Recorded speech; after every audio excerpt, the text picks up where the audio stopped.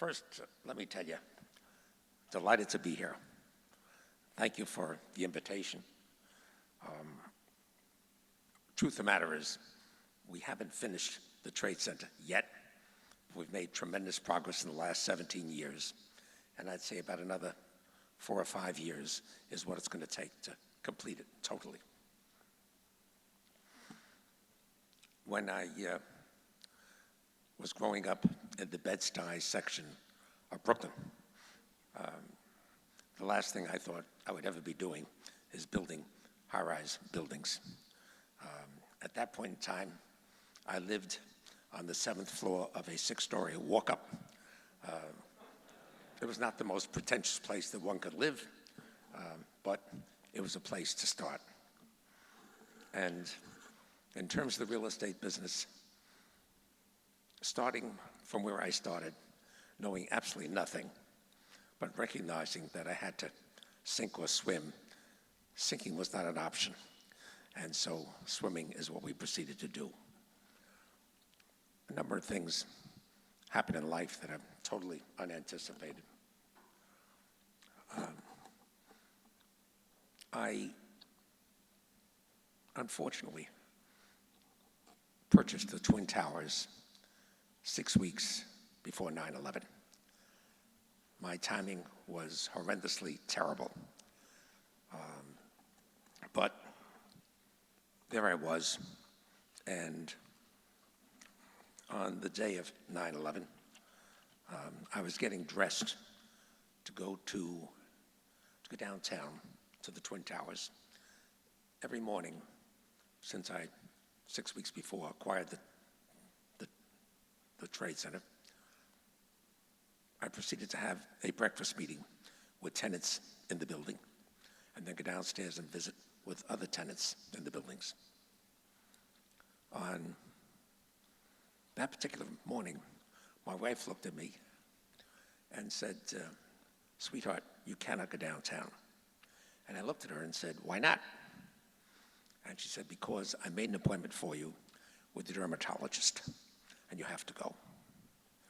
I said, "Honey, I've got so much to do downtown. Cancel the appointment. I'll go next month." She said, "You canceled it last month. You canceled it the month before. You've got to go." And then she started to get angry and upset. And I looked at her, and having been married to the same woman now for 45 years, and she gets angry and upset, my first reaction is, okay, don't get angry, don't get upset. Whatever you want me to do, I'll do. The words are, "Yes, dear." Please don't get angry. Okay. So, I will tell you that if not for the fact that she made an appointment for me with the dermatologist, I would not be speaking to you today because I wouldn't be here. And so I became very fortunate, and it became obvious to me that the most important decision I made in my life was to marry the right spouse, because the wrong one is a disaster.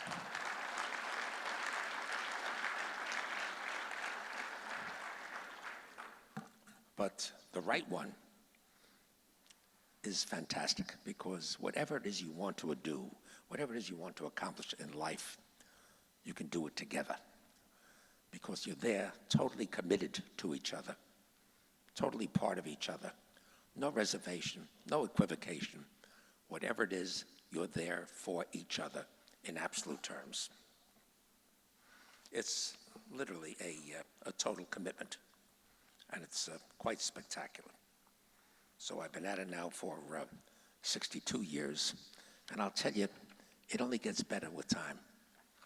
It's a strange thing, but it's kind of remarkable.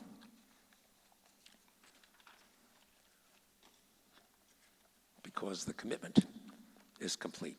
It's total. And I remember sitting with Clara a week or two after 9/11, and I said, "Sweetheart, we have to make a decision." I said, "I promised you once we had the Trade Center that we had the brass ring.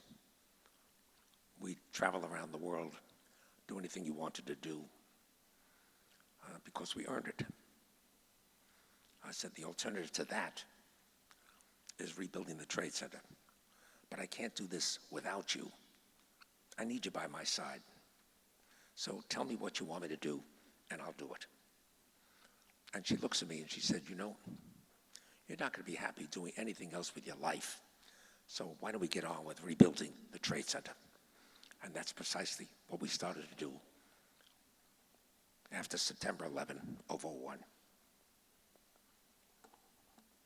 It's literally become a passion of my life. And of course, it didn't happen overnight. And there were plenty of people out there who completely doubted it. And truth of the matter is, I listened to them as naysayers, and I thought to myself, don't listen to them. This needs to be redone. This needs to be rebuilt. Let's get out and rebuild it. And so the progress that we've made since 9/11 is testament to the huge number of voices out there who also believed that the Trade Center needed to be rebuilt. And after 9/11, people in the architectural design and real estate industry poured their hearts and their souls into the rebuilding effort. Many of them did inspired work on 7 World Trade Center, which was the last tower to come down on 9/11 and the first one to go back up. When I started rebuilding 7 World Trade Center, everyone told me I was crazy. They said, you're never going to rent it. People don't want to be down here any longer. You'll never get it finished. You'll never get it financed. You'll never get it leased. But the truth of the matter is, it's exactly what I did. When the building opened in May of 06, my company was the only company occupying the 52-story office building. The good news is that shortly thereafter, we signed a lease for 750,000 feet with Moody's. And once they moved into the building, it became a piece of cake to lease up the balance of it. And so there are always people out there who will tell you why you can't do something.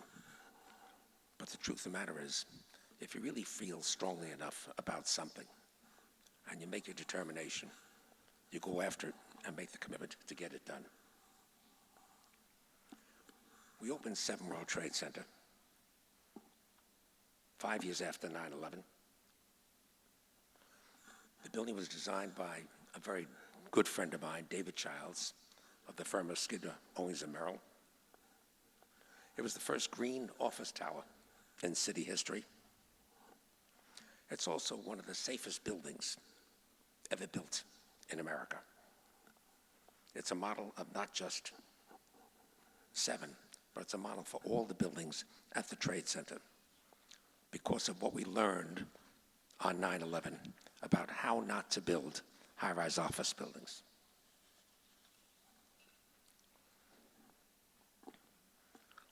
So Moody's was a tenant, and then several others joined Moody's, branding companies, technology companies, media companies, law firms, finance firms, 1,700,000 square feet, and it leased up swiftly and very successfully.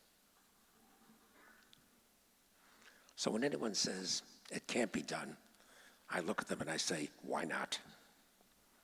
If you really think you have the ability to do it, go for it and get it done. So the story of how New York bounces back, how New York shows resilience, how New York recreates itself,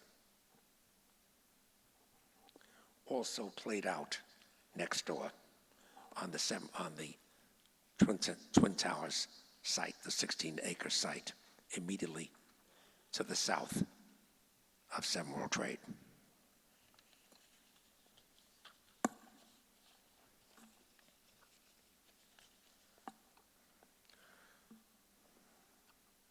Of course, we all agreed that our primary responsibility was to recognize that almost 3,000 people lost their lives on 9/11. And therefore, we had to define what we built by way of a magnificent memorial with the 2 footprints of the Twin Towers, one on the north side, one on the south side of the site. And throughout the process, everyone involved was mindful of the delicate balance that had to be achieved and sensitivity that was required, considering the fact that almost 3,000 lives were lost. An issue finally developed as to how we were going to develop the Twin Center, the Twin Towers site. And we ended up working with a fellow by the name of Dan Liebeskind to create a master plan that addressed a series of different goals. It knitted together a fitting tribute to those who lost their lives, a bustling streetscape, grand open spaces, a train station, as well as new office buildings and shops. Then we set about figuring out how to pay for it all. We found ourselves in a 5-year dispute to collect from the insurance companies to whom we paid premiums for the policies covering those buildings. And when the buildings came down, the insurers made it obvious that they didn't want to pay anything. And they told me effectively to get lost, don't bother rebuilding, because it would be a complete waste of time. I listened to them, disregarded their attitude, and said, you have an obligation to pay me what you owe me under those policies, because only with that money can we rebuild the Trade Center. And so it took us 5 years of litigation in suing 22 insurers with 22 law firms representing them. At the end of 5 years, we still couldn't collect, notwithstanding the fact that the lower court held for us, the appeals court held for us. We finally had to appeal to Eliot Spitzer, the gentleman who was then the governor of the state of New York.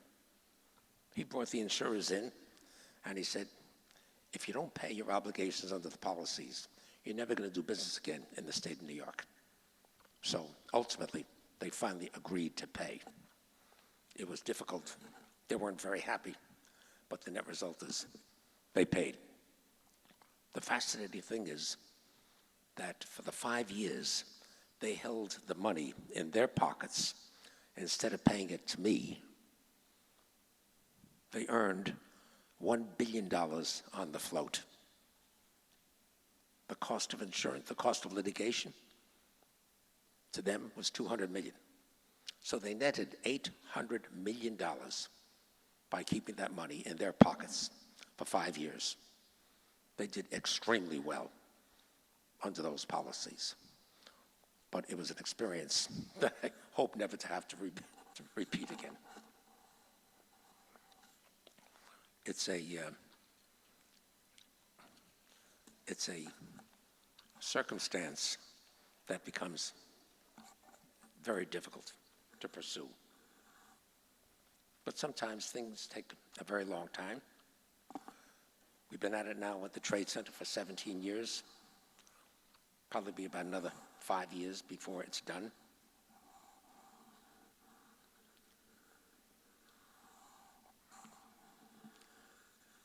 And the interesting thing is that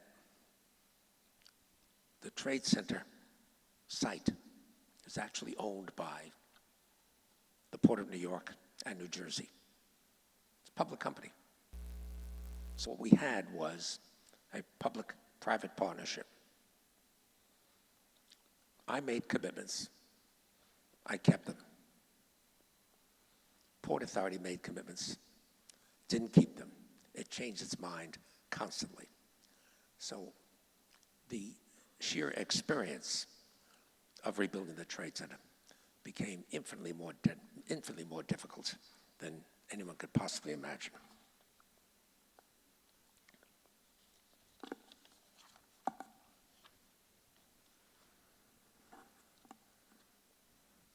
At the end of the day, I felt a tremendous responsibility. I worked with a team of incredible people, architects, engineers, urban planners, sustainability experts, and even artists.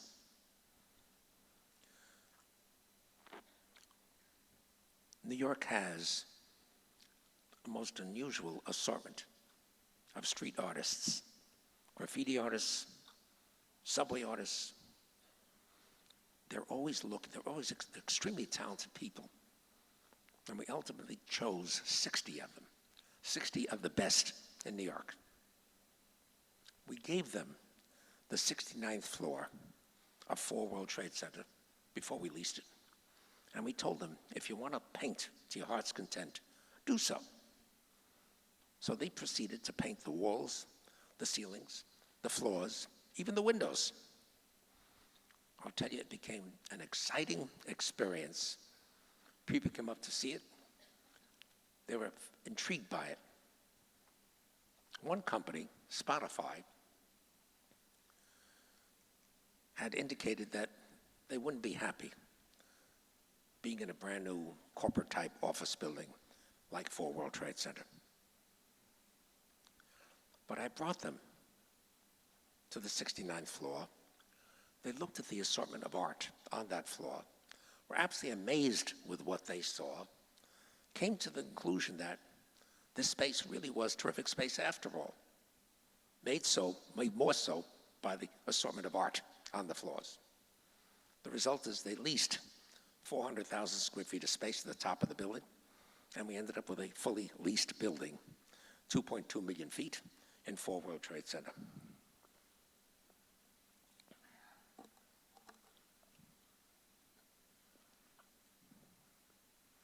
At the end of the day, it was our vision to create a better reality.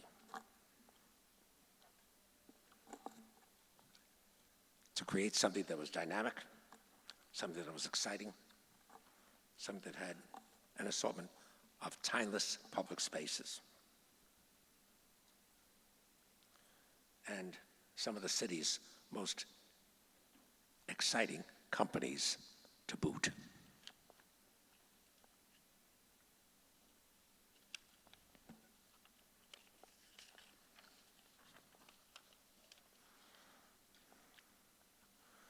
Four years ago, my company opened the first new building on the Trade Center on the original 16-acre site. And with it, we reintroduced a 200-foot stretch of City Street, of Greenwich Street, which had been closed from the time the Port Authority started condemning the land to create the Twin Towers and build a superblock on it that essentially involved about 16 square blocks of real estate. What resulted from that was a superblock that was 32 feet in height. That 32-foot high superblock formed the base for the Twin Towers that would rise above it. However, it did affect people's ability to drive through the streets or to walk through the streets, essentially to use and enjoy the street grid that had been part of New York since it was founded hundreds of years ago. And so one of the first things we recognized was the importance of reintroducing the street grid by eliminating the superblock and reinstating the streets through which people could drive and walk.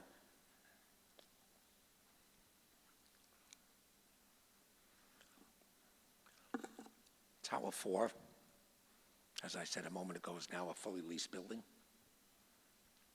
It has a great group of tenants: the Sports Network, Media Math, Morningstar. Interesting, one of our new tenants is Zurich Insurance. As it turns out, they were ones who we battled for 5 years. End of day, they saw the space, they decided they liked it. They moved in, took a series of floors in 4 World Trade Center. And the dispute, as it turns out, looking back, was just part of doing business in New York.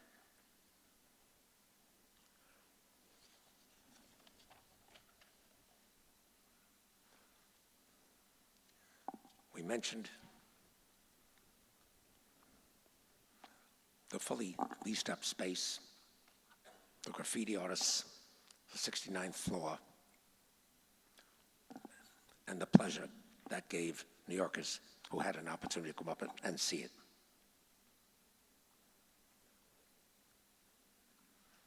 So this summer,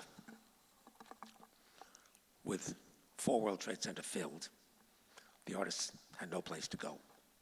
So we've now selected another site for them along the base of Tower 2, which is the last tower that we're going to be building at the Trade Center.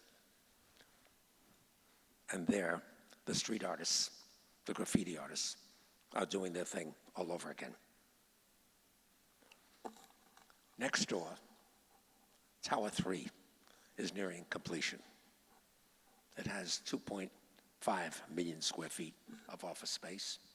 It's a 90-story building. It was designed by another Pritzker Prize winner, this one, Richard Rogers. The building at Tower 3 is totally different from the architecture and the language of Tower 4, designed by Fumihiko Maki, a minimalist architect. Remember, Clara and I traveled to Tokyo to look at a series of his buildings and made the decision that he was going to design one of our towers. So too with Richard Rogers, another Pritzker Prize winner who we chose. But the language of Richard Rogers' Tower 3, totally different from Tower 4, the minimalist building. Tower 3, Rogers put the steel facade on the exterior of the building, outside of the glass. It's a building that looks anything but minimalist. It's a building that says, I'm here, I'm big, I'm bold, I'm masculine, I'm strong. And so the difference between the two is nothing short of remarkable. The interesting thing is, however, they work, and they work beautifully together, as they do with Tower 1 and Tower 7.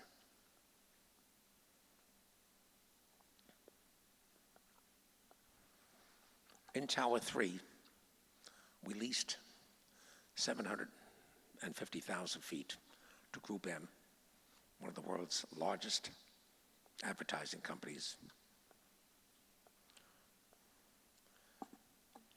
The interesting thing is, when we designed Tower 3, we made the assumption that banks would need massive trading floors. As it turns out, the banks didn't need the massive trading floors. The businesses have begun to change. The requirement for trading space has diminished very significantly. And for a while, I was scratching my head and saying to myself, who was going to lease those massive trading floors? Along came Group N. They looked at the space, and they said, how many of these 75,000 square foot floors do you have? I said, we got 5 of them. They said, you know what? We're going to take them all. and we're going to take another 4 or 5 floors above that for conventional office space. It's a totally different approach to occupancy, because Group N is one of those occupants who believes and needs densification. They need to pack as many people into the floor as they possibly can, all 5 of those trading floors. And the interesting thing is, the building was designed and built for density of occupancy. So the elevators are there, the HVAC is there, the toilets are there, all the facilities are there for dense occupancy, putting more people per square foot of space than has ever been achieved before. But that's what's happened in these buildings, and that will increasingly happen as time goes forward.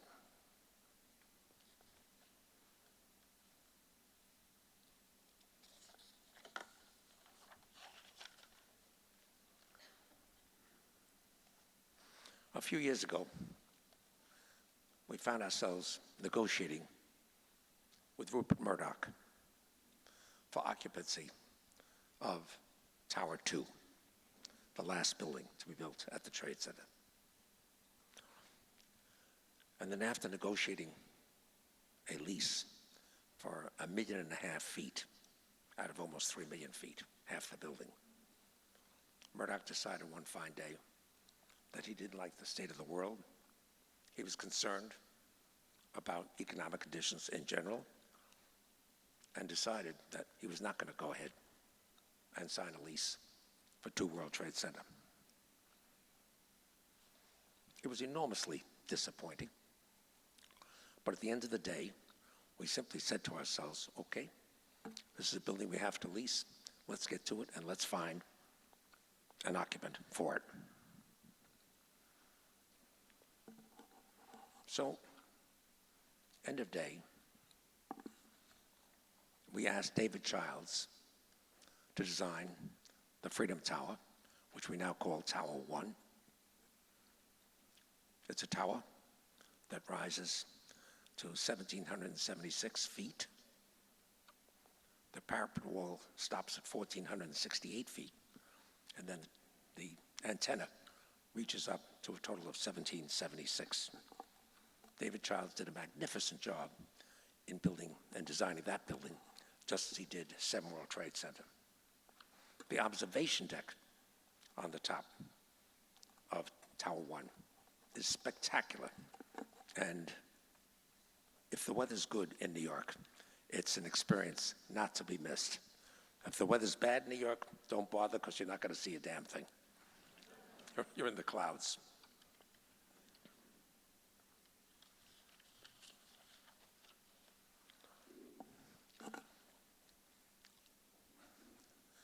A gentleman by the name of Santiago Calatrava, Spanish architect, has designed some of the world's most extensive and most magnificent terminals, airports, bridges, facilities of all kinds. And when I first saw his work, I was enormously impressed with it. And ultimately, he was commissioned to do the Path Terminal. It's one of the most magnificent buildings you'll ever see. It's sheathed in its entirety in white marble. It is vast in size. It could handle 60,000 people without any difficulty. It provides connections for 11 mass transit lines and the path tubes to New Jersey.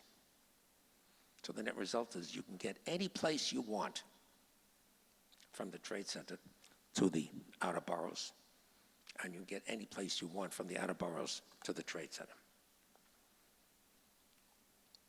Another interesting facet of Calatrava's design is that it houses almost 500 shops, the Westfield shops. And when you walk into the facility,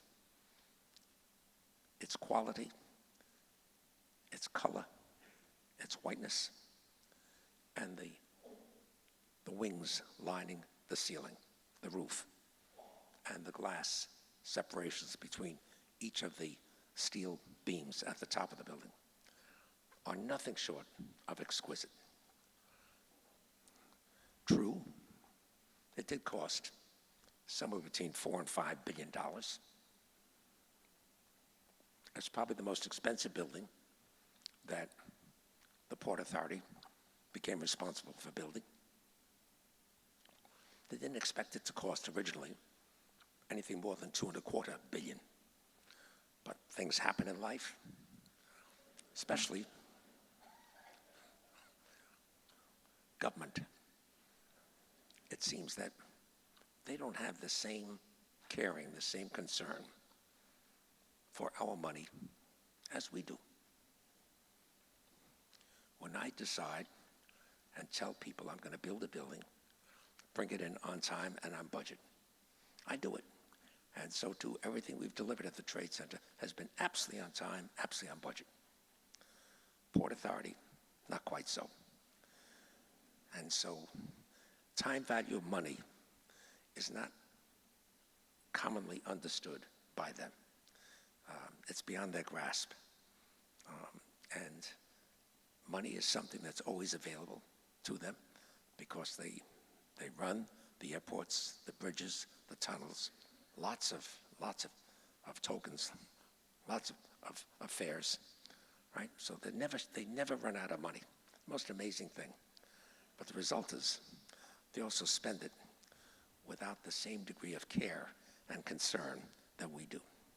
The result is the Calatrava Design Path Terminal is absolutely one of the most magnificent buildings you will ever see, certainly the most magnificent building in America. And as I said, it's a cost of somewhere probably closer to $5 billion than $4 billion. We've also just launched for completion in 2021 a performing arts center at the Trade Center. A gentleman by the name of Ronald Perlman gave us a $75 million naming gift, and we've raised of the $400 million that we're going to require to build it. We've raised about 300 out of the 400 million, public money, private subscription. And the interesting thing is there will be in this performing arts center a 500-seat venue, a 400-seat venue, a 300-seat venue, or they'll be put together for a venue of 1,200 seats. It will be a tremendous asset to Lower Manhattan, exciting, and cognizant of the people who are living in the immediate vicinity. So when you look to see what's happened in this area, it becomes obvious that there's a completely different and young community living downtown. My wife and I have lived Midtown for 33 years and finally decided that it was time to move, time to go someplace different. So we built a Four Seasons hotel a block north of the Trade Center. We built Four Seasons luxury condos above the hotel, and we moved into the 80th floor of the hotel, where we have a view of the 360. We have terrace facing north, we have terrace facing south, and if you look hard enough on a clear day, you can almost see the circumference of the earth. Just got to look hard enough. But the most wonderful thing about being downtown, it's a young and vibrant community. Young talent, creative talent, bright talent, people who move there and enjoy the opportunity of living where they work, because 27% of the people who live downtown work downtown. It is the largest live-work ratio in the United States. Nothing comes close to it. And as I say, young people, it's terrific. So my young grandson of 12 is going to teach me how to use a skateboard so I can go to work every morning.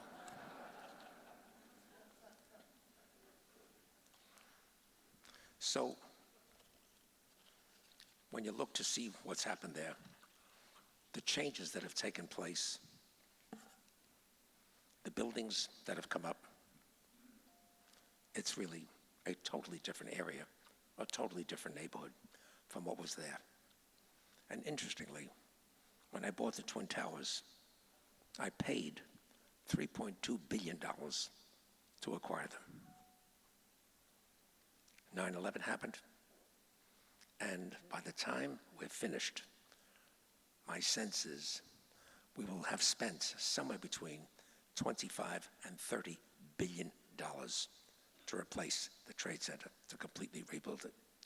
Now, in truth, it's nothing like what it was before 9/11. It's completely different. Number two, the buildings are magnificently built. The life safety factors in these buildings are unlike anything else built in America. And because we insisted on absolute quality in the building of these buildings with tremendous focus on life safety, the city of New York raised the level of its building code.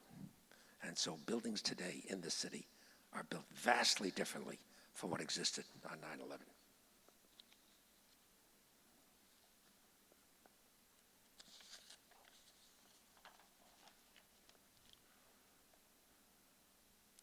So what we've got is a community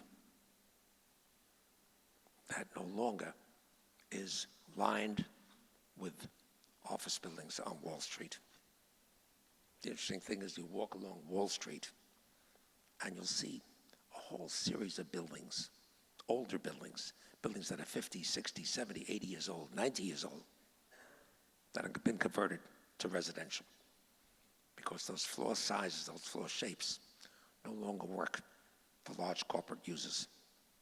They work superbly for residential housing. And so what you've got today is something that's new, it's different, it's exciting. The mass transit and the mass transit experience is exquisite.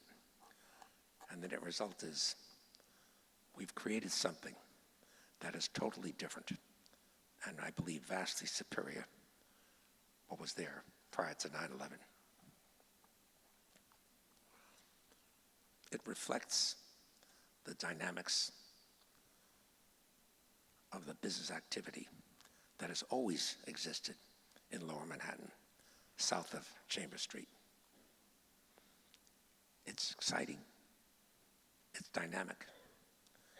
It drives the business community in the city. And at the end of the day, I look at it and I say to myself, we've done something that's really quite superior. The only thing I could ask you to do is come back in a few years when we're finished and take a look for yourselves and tell us if you think we did a good job or not. Thank you for listening.